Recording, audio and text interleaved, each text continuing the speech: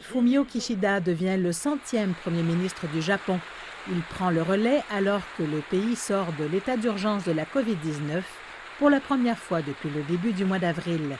La popularité de l'administration précédente a chuté à un niveau record pour sa gestion de la pandémie et Kishida est maintenant confronté au défi de regagner la confiance du public.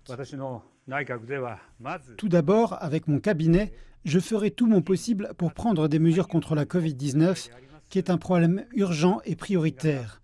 Nous expliquerons soigneusement aux citoyens afin qu'ils aient un sentiment de compréhension et nous serons toujours prêts à réagir au pire des cas. En tant que ministre des Affaires étrangères pendant près de 5 ans, Kishida est un visage familier pour de nombreux étrangers. Alors que le Japon a un nouveau leader, beaucoup soutiennent que l'influence de l'ancien Premier ministre Shinzo Abe reste forte. La question est maintenant de savoir dans quelle mesure Kishida poursuivra les mêmes politiques. Pour les 20 postes ministériels, Kishida a exceptionnellement sélectionné 13 nouveaux visages, mais les 7 autres sont des alliés d'Abe et du ministre des Finances sortant, Taro Aso. Certains analystes estiment que cela pourrait signifier peu de changements dans l'approche du Japon à l'égard de l'économie et de la politique étrangère. Kishida a demandé à Nobuo Kishi de demeurer ministre de la Défense. Kishi Nobuo est bien sûr le frère de Shinzo Abe. Kishi s'est exprimé très clairement sur les problèmes liés à Taïwan et cela pourrait être une zone potentielle de tension entre le Japon et la Chine à l'avenir.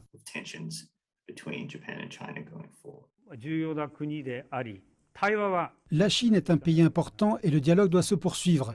Mais d'un autre côté, en mer de Chine orientale, en mer de Chine méridionale et dans diverses autres régions, il y a des gestes dont on peut dire qu'ils modifient le statu quo par la force, qui peuvent aller à l'encontre des valeurs que nous estimons telles que la liberté, la démocratie, l'état de droit et les droits de l'homme.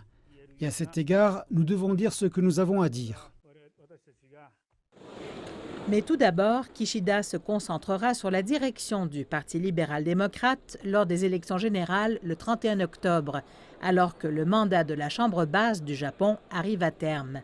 Il vise à regagner le soutien du public pour lui donner un mandat fort pour les prochaines années.